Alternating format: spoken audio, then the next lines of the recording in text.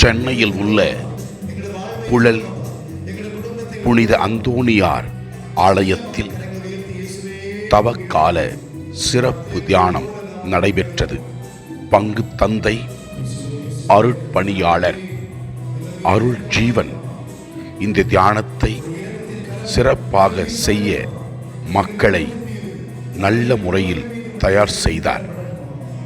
இந்த தியானத்தை வழிநடத்தியவர் அருட்தந்தை ஏ. கிறிஸ்துராஜ், MSFS, நலம், தர்மபுரி. பல மக்கள் தியானத்தில் பங்கு கொண்டு ஆண்டவரை அனுபவித்தார்கள். சிறப்பாக குழந்தைகள் ஆசீர்வதிக்கப்பட்டு கைபேசி, மொபைல் எவ்வாறு பயன்படுத்த வேண்டும் என்று அறிவுறுத்தப்பட்டார்கள். அதன் ஒரு சில நிகழ்வுகளை நாமும் பார்த்து ஜெபிப்போம். இதை மற்றவர்களோடு பகிர்ந்து கொள்வோம். ஜெப உதவிக்கு அருட்தந்தை ஏ. கிறிஸ்துராஜ், MSFS, நலம், தர்மபுரி. Phone number 9443569355. நாள்தோறும் 2 நிமிட ஆராதனையில் ஆண்டவரை அனுபவித்து நீங்கள் இந்த ஆண்டவரிடத்திலே அற்புதத்தை காண இந்த நலம் ஹீலிங் சேனலை சப்ஸ்கிரைப் செய்யுங்கள். மற்றவர்களோடு பகிர்ந்து கொள்ளுங்கள். அவர்களும் ஆண்டவரை அனுபவிக்க உதவுங்கள்.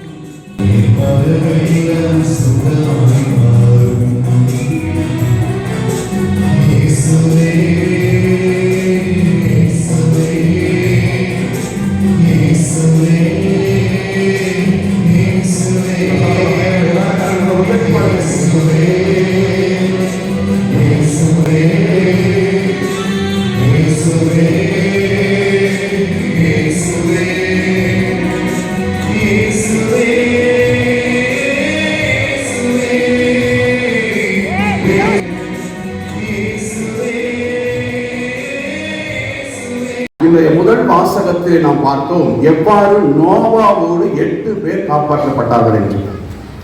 நோவா இறைவனுக்கு கீழ்ப்படிந்தவராக நீதிமானாக வாழ்ந்தார். Price the lord, praise the lord, praise the Lord. அங்கே இருந்த மக்கள் ஆண்டவருக்கு கீழ்ப்படியாமல் இருந்த தருணத்திலே நோவா கடவுளுக்கு உரியவராக வாழ்ந்ததினாலே அவர் குடும்பம் காப்பாற்றப்பட்டது. ஒருத்தர்னால, யாருனால? நோவானால குடும்பமே காப்பாற்றப்பட்டது. Price the Lord. இரண்டாம் வாசகத்திலே நாம் பார்த்தோம் ஆண்டவர் இயேசு கிறிஸ்துவினால் நாம் அனைவரும் காப்பாற்றப்பட்டு. கை தட்டுங்க. ஆண்டவர் இயேசு கிறிஸ்துவின் வாழ்க்கையினால் நாம் அனைவரும் காப்பாற்றப்பட்டிருக்கிறோம். Praise the lord, praise the lord. நற்செய்தியில பார்த்தோம் இயேசு சாத்தானால் எத்தனை நாள் சோதிக்கப்பட்டாரு? 40 நாள் சோதிக்கப்பட்டார். அந்த 40 நாள் சோதிக்கப்பட்ட பின்பு அவர் கூறிய வார்த்தைகள், நற்செய்தியை நம்புங்கள், மனமாற்றம் பெறுங்கள். அதுதான் அவர் போதித்த ஒரு நற்செய்தி. இயேசு கிறிஸ்துவிற்கு நன்றாக தெரியும் மனமாற்றத்தின் வெளிப்பாடு நம்முடைய செயல்கள் என்று. நம்முடைய செயல்கள் மனமாற்றத்தின் வெளிப்பாடாக மாற வேண்டும். நம்முடைய செயல்கள் இந்த தவக்காலத்திலே ஆண்டவருக்கு உரியவையாக மாற வேண்டும் என்று கடவுள் விரும்புகிறார். யோவான் 1:1. யோவான் 1:1.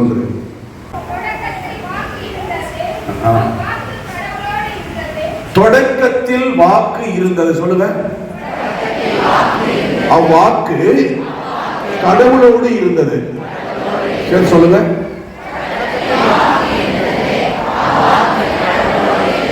யோவான் 1:14.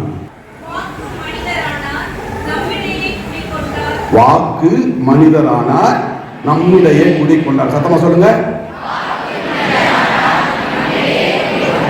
உருவமற்று வாழ்ந்த அந்த வாக்கு, உருவமற்று இருந்த அந்த சக்தி இயேசு கிறிஸ்துவின் உடலின் வழியாக உருவெறுகிறது. கைத்தட்டல். இயேசு கிறிஸ்துவுடைய உடலின் வழியாக வாக்காக இருந்த அந்த வார்த்தை இயேசு கிறிஸ்துவின் உடலிலே வாக்காக பிறக்கிறது. Price the lord, praise the lord, praise the lord, praise the Lord.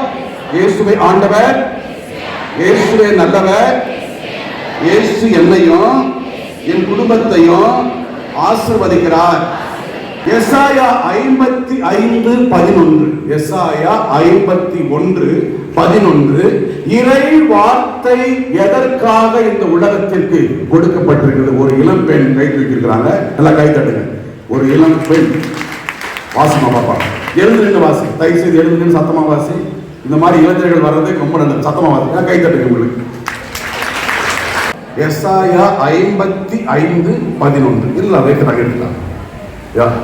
அவ்வாறே என் வாயிலிருந்து புறப்பட்டு செல்லும் வாக்கும் இருக்கும். குணம் அது என் விருப்பத்தை செயல்படுத்தாமல் எதற்காக நான் அதை அனுப்புகிறேனோ அதனை வெற்றிகரமாக கைதட்டுங்கள், அதனை வெற்றிகரமாக செய்யும். கடவுள் எதற்காக வார்த்தையை அனுப்பியிருக்கிறாரோ அந்த வார்த்தை அதனுடைய வேலையை செய்யாமல் என்னிடம் திரும்பி வராது. Price the lord, praise the lord, praise the Lord. கடவுள் வாக்கு இருக்கிறாரு, அந்த வாக்கு இயேசு கிறிஸ்துவின் உடலின் வழியாக செயலாக்கம் பெறுகிறது. எசாயா கூறுகிறார், இயேசு கிறிஸ்து கடவுள் தூய ஆவியானவர் பேசுகின்ற வார்த்தைகள் அதனுடைய குறிக்கோளை நிறைவேற்றாமல் கடவுளிடம் திரும்பி போவதில்லை. கைதட்டுமா? Praise the lord, praise the lord, praise the lord. மத்தேயு 24:35. உட்கார்ந்தப்பா, நீங்க பாருங்க. மத்தேயு 24:35. எழுந்து வாசி. another youth. மத்தேயு 24:35. விண்ணும் மண்ணும் ஒளிந்து போகும், ஆனால் என் வார்த்தை ஒருபோதும் அழியாது. கைப்பற்றுங்கள். என் வார்த்தை, இயேசு கிறிஸ்துவின் பேசுகின்ற வார்த்தை ஒருபோதும் அழியாது. அப்ப இயேசு கிறிஸ்துவின் வார்த்தைகள் உயிருள்ளவை, சக்தி வாய்ந்தவை, அது ஒருபோதுமே அழியாது என்று சொல்லுகிறார். மத்தேயு 4:4. மத்தேயு 4:4. அவர் மறுமொழியாக, மனிதன் அப்பத்தினால் மட்டுமன்று மாறாக கடவுளின் வாயிலிருந்து வருகின்ற வாய் சொல் ஒவ்வொன்று வழியாக உயிர் வாழ. கைதட்டன். கடவுளுடைய வார்த்தையினால நாம் உயிர் வாழ முடியும். இயேசுநாதர் வனாந்தரத்திலே 40 நாள் உணவு அருந்தவில்லை. கைதட்டன், சாப்பிடல. அவர் நன்றாக வாசித்து கேட்டோம். அவர் விலங்குகளோடு இயற்கையோடு 40 நாள் இருக்கிறார். அந்த 40 நாட்களும் சாத்தானால் சோதிக்கப்படுகிறார். 40 நாள் கழிச்ச பின்னாடி, உலகத்துக்கு வந்த பின்னாடி யார் முதல்ல தோன்றினது? சாத்தான் தான் வரான். இயேசு கிறிஸ்துவையே சோதித்த அந்த சாத்தான் நம்மையும் நம்ம குடும்பத்தையும் 24 மணி நேரம் சோதிக்கிறதுக்கு தயாரா இருக்கான். கைத்தட்டுங்க. அவன் ஒண்ணும் விடவே மாட்டான், அவன் நம்மளை விடவே மாட்டான். அதனால அந்த சாத்தானை நாம் வெல்ல வேண்டும் என்றால், சொல்லுங்க, இறை வார்த்தையை வாசித்து அதற்கு என் உடலிலே என் நம்பிக்கை வழியாக சக்தியை கொடுத்து நான் வாழும் பொழுது சாத்தானுக்கு என்னுடைய உடலிலும் என் குடும்பத்திலும் இடமில்லை. கைத்தட்டுங்க. அம்மா, அந்த வார்த்தையை நம்ம நம்பணும். அந்த வார்த்தையை நம்பும் பொழுது இறை வார்த்தைக்கு நான் அர்த்தத்தை புரிந்து கொண்டு என் உடலில் அது நம்பிக்கை என்னும் உயிர் ஊட்டத்தை விட்டு நான் வாழும் பொழுது இறைவன் என்னையும் என் குடும்பத்தையும் சக்தி உள்ளவராக மாற்றுவார். எபிரேயர் 4:14. எபிரேயர் 4:14. எபிரேயர் 4:14. இறை வார்த்தை எப்படிப்பட்டது என்பதை தெல்லம் தெளிவாக கூறுகிறது. எபிரேயர் 4:12. கடவுளுடைய வார்த்தை உயிர் உள்ளது, ஆற்றல் வாய்ந்தது, இரு பக்கமும் வெட்டக்கூடிய வாளை போல கூர்மை வாய்ந்தது, ஆன்மாவையும் ஆவியையும் அது உள்ளத்தை ஊடுருவி நம்முடைய வாழ்க்கையில உயிரோட்டத்தை கொடுக்கிற ஒரு இறை வார்த்தை. கைதட்டுங்க. அந்த அளவுக்கு இறை வார்த்தை நம்முடைய குடும்பங்கள்ல நம்முடைய வாழ்க்கையில நுழைஞ்சாக்கா வாழ்க்கையில வெற்றிகள் கிடைக்கும். Price the lord, praise the lord, praise the lord, praise the Lord. யாக்கோப்பு 1ஆம் அதிகாரம் 21, 22 வசனங்கள். யாக்கோப்பு 1ஆம் அதிகாரம் 21, 22 வசனங்கள். வாசிக்குமா? எழுதுங்க. உங்கள் உள்ளத்தில் ஊன்றப்பட்ட வார்த்தையை மகிழ்வோடு ஏற்றுக்கொண்டு அதே உங்களை மீட்க வல்லது. இறை வார்த்தையை கேட்கிறவர்களாக மட்டும் அல்லாமல்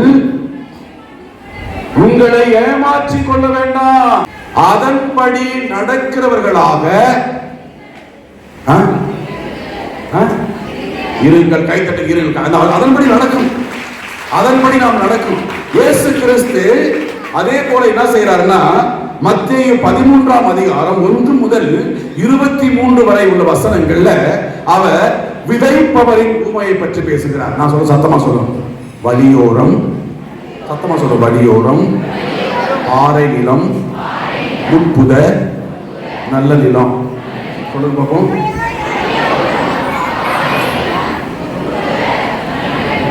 என்ன? நல்ல நிலத்தில் விழுந்த விதைகளோ சொல்லுங்க, 100 மடங்காக, 60 மடங்காக, 30 மடங்காக பலன் தரும். சொல்லுங்க, 100, 60. நம்ம எங்க இருக்கணும்?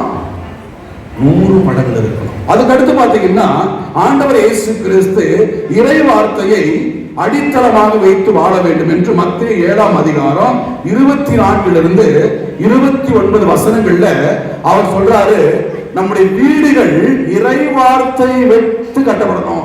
பாறை மீது நம்முடைய வீடுகளை கட்டுகின்ற அறிவாளிக்கு நாம் ஒப்பாகணும். கை தட்டுங்க. பாறை மீது நம்ம வீட்டை கட்டணும். நம்முடைய இறை வார்த்தைகளை உறுதிக்குன்னு, இறை வார்த்தையை உணர்ந்து பாறையின் மீது நம்முடைய வீடுகளை கட்டுகிற அறிவாளிக்கு ஒப்பாகணும்.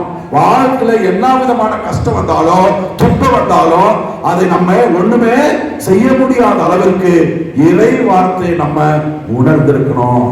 உலகத்துல praise the Lord, praise the Lord, praise the Lord, praise the Lord.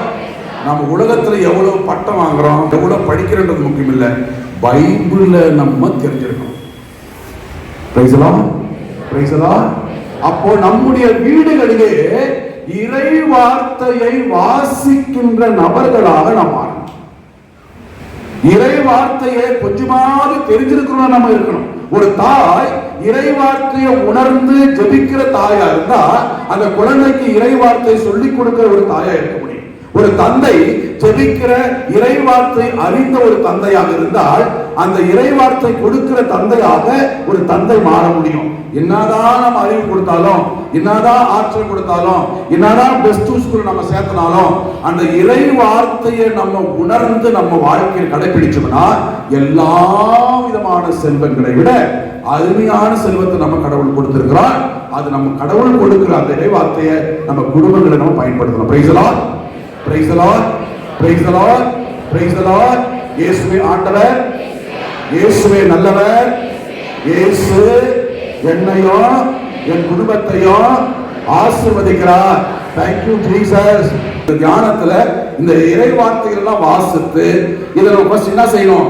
நம்ம உயிர் ஊட்டம் உள்ளவர்களாக மாற்றணும். அந்த இறை வார்த்தையை நம்ம நம்பணும். அந்த இறை வார்த்தைக்கு அர்த்தத்தை கொடுக்கணும். இந்த இறை வார்த்தையை நம்ம நம்பும் பொழுது நாம் நம்பிக்கையால் எல்லாத்தையும் பெற்றுக்கொள்ள முடியும். Praise the Lord, praise the Lord, praise the Lord. இயேசுவே ஆண்டவர், இயேசுவே நல்லவர். இயேசு என்னையும் என் குடும்பத்தையும் இறை வார்த்தையினால வழி நடத்துகிறார். நான் நம்புகிறேன், நான் விசுவசிக்கிறேன். ஆண்டவரே, தூய ஆவியை அப்போஸ்தலர்களுக்கு கொடுத்தது போல இன்று எங்களை தூய ஆவியுடைய வல்லமையுள்ள அபிஷேகம் நிறைந்த மக்களாக, குடும்பமாக மாற்றியறோம். கலாத்தியர் 5:22-23. Price the lord, praise the lord, praise the Lord. எல்லாம் சத்தமா சொல்ல. கலாத்தியர் 5:22. ஃபர்ஸ்ட் நாள் என்ன சொன்னேன்?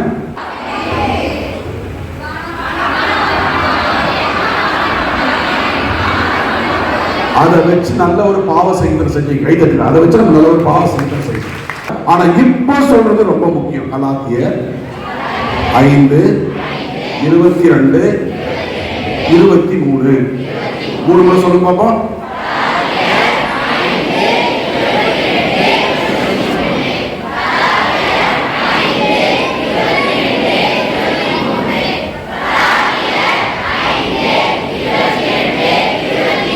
இப்ப நான் சொல்லும்போது தத்தமா சொல்லும். அன்பு, மகிழ்ச்சி, அமைதி, பொறுமை, பரிவு, நன்னயம், நம்பிக்கை, கனிவு, தன்னடக்கம் என்பவை ஆகும். இது தூய ஆவியினுடைய கனிகள். Praise the lord, praise the lord, praise the lord, praise the Lord. அன்புக்குரியவர்களே, இன்றைக்கு நீங்க வீட்டுக்கு போயிட்டு உங்க குழந்தைக்கு இந்த பரிசுத்த ஆவியினுடைய கனிகளை ஒவ்வொரு நாளும் குடும்பத்தில் நீங்க வாசித்தீங்கன்னா உங்க குழந்தைக்கு இந்த கனிகளை ஆண்டவர் கொடுப்பார். கைத்தட்டுங்க. அந்த குழந்தைக்கு இந்த கனிகள் இருந்தா அவ வாழ்க்கையில் வருகின்ற எந்த விதமான கஷ்டங்கள் இருந்தாலும், வாழ்க்கையில் வருகின்ற எந்த விதமான பிரச்சனைகள் இருந்தாலும், இந்த பரிசுத்த ஆவியினுடைய கனிகள் இருந்தா அவன் சாத்தியமுள்ள மகனாக மாறுவான். Praise the lord, praise the lord, praise the lord, praise the lord. கலாத்தியர் மறக்கவே கூடாது. Praise the lord. முதலாவது என்னது? கலாத்தியர் தூய ஆவியினுடைய கனிகள். Praise the lord, praise the lord, praise the lord. 1 கொரிந்தியர் 12ஆம் அதிகாரம் 8 முதல் 10 வரை உள்ள வசனங்கள். நம் குடும்பத்துல முதல்ல தூய ஆவியினுடைய கனிகள் இருக்கணும். இரண்டாவது தூய ஆவியினுடைய கொடைகள் இருக்கணும். Price the Lord. எல்லாம் கையை பிடிக்கிறது, திரும்பி எல்லாம் கையை உயர்த்தி பிடிங்க. 5 விரல் இருக்கு இல்லையா? ஆண்டவர் முன்னாடி இந்த விரல் எப்படி காமிங்க. 5 விரல். Price the lord, praise the Lord. 5 விரல். Price the Lord. ஞானம் நிறைந்த சொல்வலம். கையை உள்ள கொடுத்து ஞானம் நிறைந்த சொல்வலம். அறிவு செறிந்த சொல்வலம்.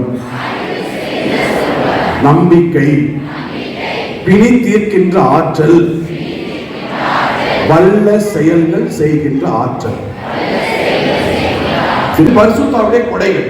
அதுக்கு அடுத்து பார்த்தீங்கன்னா அதே இதுல 1 கொரிந்தியர் 13ஆம் அதிகாரம் 4 முதல் 8 வரை உள்ள வசனங்கள். Price the lord, praise the lord. 1 கொரிந்தியர் 13ஆம் அதிகாரம் இறை வசனங்கள் 4 முதல் 8 வரை உள்ள வசனங்கள்ல இது எல்லா மனைவிமார்களுக்கும், எல்லா கணவர்களும் இதை பின்பற்றினா குடும்பத்துல சண்டை வராது. கொடைகள்ல நம்ம தெளிவா பார்த்தோம். என்னது? அந்த அன்புனா என்னன்னு ஆண்டவர் இயேசு கிறிஸ்து 1 கொரிந்தியர் 13ஆம் அதிகாரம் 4 முதல் 8 வரை உள்ள வசனங்கள்ல சொல்லியிருக்கிறார். தயவு செய்து மனசுக்குள்ள உங்களை நினைச்சுக்கிட்டு தயவு செய்து பைபிள் எடுத்து சத்தமா ஆண்டவர் முன்னாடி வாசிக்க பார்ப்போம். எல்லாம் எடுத்து வச்சுட்டீங்களா? தயவு செய்து பக்கத்தில் இருக்கிறவங்க கேட்குற மாதிரி நினைச்சுக்கிட்டு நினைப்பட்டேன். ஆனால் அப்படியே இல்லவே இல்லைமோ அப்படி நினைக்காதீங்க. சத்தமா ஆண்டவர் முன்னாடி நான் இந்த மாதிரி மாறணும் விரும்புகிற ஆண்டவரே எனக்கு சக்தியை கொடுங்கன்னு எவ்வளவு சத்தமா வாசிக்க முன்னாடி ஆண்டவர் முன்னாடி வாசிக்க பார்ப்போம். 1 2 3 ஸ்டார்ட்.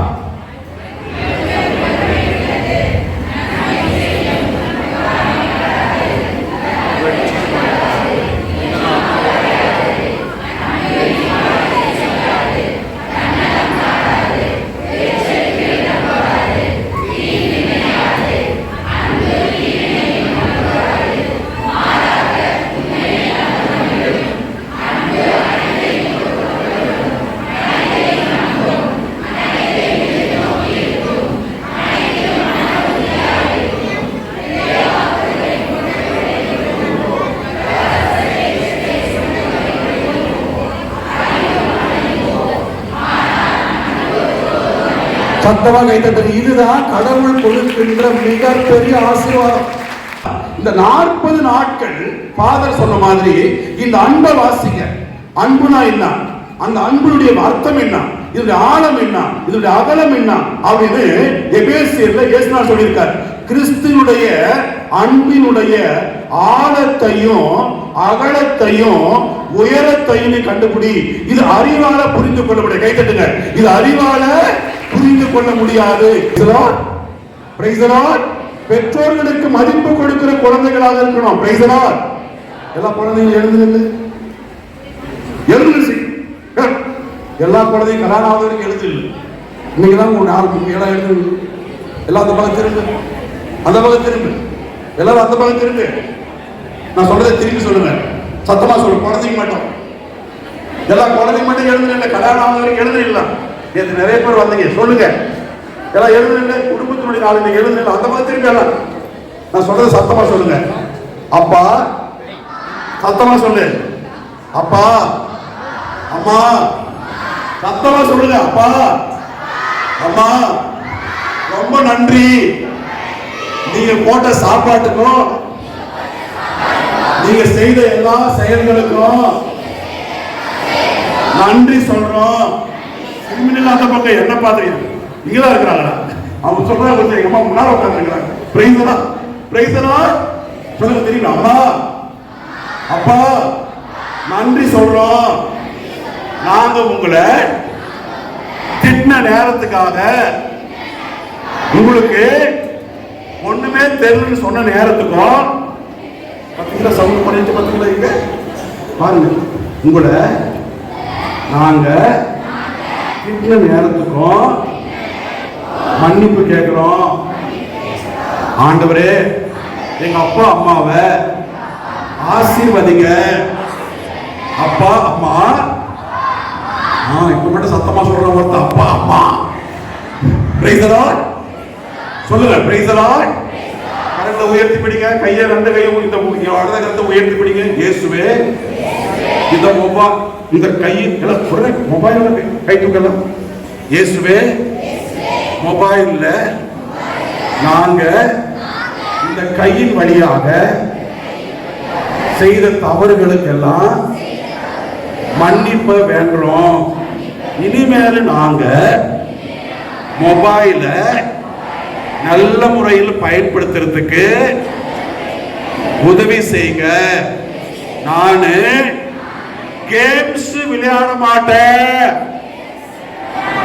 நானு மொபைல்ல தீமையானத பார்க்க மாட்டேன். ஆசீர்வதிங்க. Thank you Lord Jesus. அப்படியே உட்காருங்க. வெரி குட், சூப்பரா சொன்னீங்க. இதெல்லாம் ஆண்டவர் முன்னாடி சொல்லியிருக்கிறோம். இனிமேல் நீங்க அப்பா அம்மா சொல்றதை கேட்கணும்.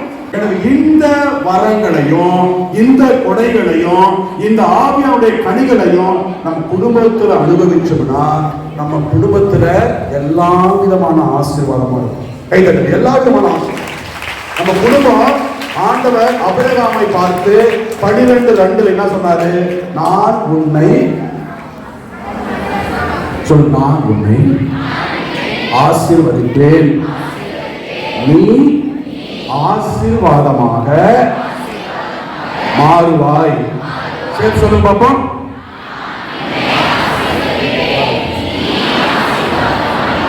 ஆபிரகாம் மாறினாரா? அதனாலதான் விசுவாசத்தின் தந்தையாக அவருடைய வழிபடுதல இயேசுநாதர் பிறந்திருக்கார். அப்ப அதே வார்த்தையை கடவுளுக்கு சொல்றார், நம் குடும்பத்துக்கு சொல்றார். நான் உன்னை, கிறிஸ்து ராஜாவே உன்னை ஆசீர்வதிப்பேன், நீ ஆசீர்வாதமாய் மாறுவாய். Praise the lord, praise the lord. எனவே தாராள உள்ளத்தோடு நம்ம ஆண்டவருக்கு முதலிடம் கொடுக்கணும். அந்த குடும்பமா மாறணும். நம்ம குடும்பத்துல இன்னைக்கு இருந்து அட்லீஸ்ட் ஒரு 5 நிமிஷமாவது இந்த பரிசுத்த ஆவியினுடைய கொடைகளை நீங்க வாசித்துட்டு ஞானம் நிறைந்த சொல்வளத்தையும் அறிவு செறிந்த சொல்வளத்தையும் நம்பிக்கையும் பிடித்திருக்கின்ற ஆற்றலையும் வல்ல செயல்கள் செய்கிற ஆற்றலையும் என் குடும்பத்துக்கு கொடுங்கன்னு சொல்லுங்க. கடனா இருக்க மாட்டீங்க, ஏழையா இருக்க மாட்டீங்க, வசதியோடு கடவுள் வைப்பாரு. நமக்கு எல்லா விதமான ஆன்மீக ஆசீர்வாதத்தையும் பொருளாதார ஆசீர்வாதத்தையும் கடவுள் நிரம்ப நமக்கு கொடுப்பார். கைதட்டுங்க. என்றால் நம்முடைய கடவுள் உலகத்தை படைத்தவர். நம்முடைய கடவுள் உலகத்தில் உள்ள செல்வங்களை படைத்தவர். அப்பா அம்மாவா இருக்கிற நம்மளே நம்ம குழந்தைகளுக்கு நல்லது வேணும்னு ஆசைப்படுறோம் இல்லையா? கை தட்டுங்க. நம்ம அப்பா அம்மா இருக்கிற நம்மளே நம்ம குழந்தைக்கு நல்லது நடக்கணும்னு ஆசைப்படுறோம். ஆனா உலகத்தை படைச்ச கடவுள் நமக்கு நல்லது ஆசைப்படுவாரா கெட்டது ஆசைப்படுவாரா? அந்த ஆண்டவர் நம் அனைவரையும் இந்த அழைத்து கலைத்திருக்கிறார். Praise the lord, praise the lord. அந்த ஆண்டவர் இந்த நாட்கள்ல அருமையான ஒரு தியானத்தை கொடுத்திருக்கிறார். இன்னைக்கு ஃபாதர் சொன்னாரு, ஒரு திருவிழா மாதிரி இருக்குது.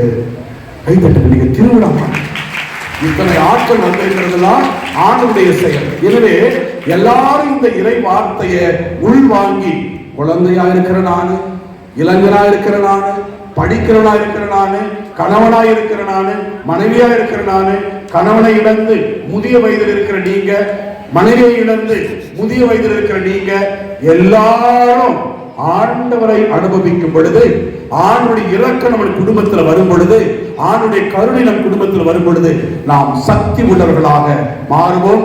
கடவுள் நம்மையும் நம் குடும்பத்தையும் நிறைவாக ஆசீர்வதிப்பார். கண்களை மூடி நான் சொல்ற ஜெபத்தை சொல்லி ஜெபிங்க. இயேசுவே, ஆண்டவரே, நன்றி சொல்லுகிறோம், வாழ்த்துகிறோம், போற்றுகிறோம், ஆராதிக்கிறோம், மகிமைப்படுத்துகிறோம். குடும்பமாக நாங்கள் அனைவரும் இந்த ஆலயத்திற்கு வருவதற்கு நீர் கொடுத்த இந்த நாளுக்காக நன்றி செலுத்துகிறோம். ஆண்டவரே, ஆன்மீகத்திலே ஆர்வம் கொண்டவராய் மக்களுடைய வாழ்க்கையில ஆசீர்வாதத்தை பெற வேண்டும் என்று வாஞ்சையோடு வாழ்கிற எங்கள் பங்கு தந்தையை நீ நிறைவாக ஆசீர்வதிக்கும்படியாக எல்லா கரங்களை உயர்த்தி பிடிப்போமா? பங்கு தந்தை குறித்து ஜெபம் சொல்லுங்க. எல்லாரும் கண்களை மூடி கரங்களை உயர்த்தி பிடிச்சு நம்ம இப்ப ஜெபிக்கிற ஜெபம் உண்மையாகவே அவருக்கு ஆசீர்வாதத்தை கொண்டு வரும். அவருடைய உள்ளத்தில் இருக்கிற எல்லா விதமான தேவைகள் அவருக்கு ஒண்ணுமே இல்லை. ஆண்டவர் நல்ல உடல் சுகத்தை கொடுக்க வேண்டும் என்று, ஆன்மீக சக்தியை கொடுக்க வேண்டும் என்று 5 ஆண்டுகளாக நம் பங்கிலே ஆசீர்வாதத்தின் நாட்களாக மாற்றியிருக்கிறார். எல்லாரும் கரங்களை உயர்த்தி பிடிச்சு ஆண்டவருக்காக அர்ப்பணித்திருக்கிற நம்முடைய பங்கு தந்தை ஆசீர்வதிக்கும்படியாக எல்லாரும் இயேசுவே சத்தமா கூப்பிட்டு ஜெபிக்க பார்ப்போம். நம்ம நம்பிக்கையோடு இயேசுவே கூப்பிடுங்க. இயேசுவே எங்க பங்கு தந்தை ஆசீர்வதிங்க. எல்லாரும் சொல்லி ஜெபிங்க. உங்கள் உள்ளத்தில் இருக்கிற நாவில் இருக்கிற அறிவை பயன்படுத்தி நீங்க அவருக்கு என்ன நினைக்கிறீங்களோ அதெல்லாம் சொல்லி ஜெபிங்க. கண்டிப்பாக நாம் ஜெபிக்கிற ஜபத்திற்கு விடுதலை உண்டு. ஆண்டவர் தேவையான ஆசீர்வாதத்தை கொடுப்பாரு. உங்கள் கணவனை நினைச்சுங்க, உங்க மனைவியை நினைச்சுங்க, குழந்தையை நினைச்சுங்க. எல்லாருக்கும் அந்த ஆசீர்வாதம் கடந்து போகணும். Thank you Jesus. இந்த தியானத்துக்கு வந்திருக்கிற ஒவ்வொரு நபர்களை ஆசீர்வதிங்க, இந்த குடும்பத்தை ஆசீர்வதிங்க. Thank you Jesus. இயேசுவே நன்றி, இயேசுவே நன்றி.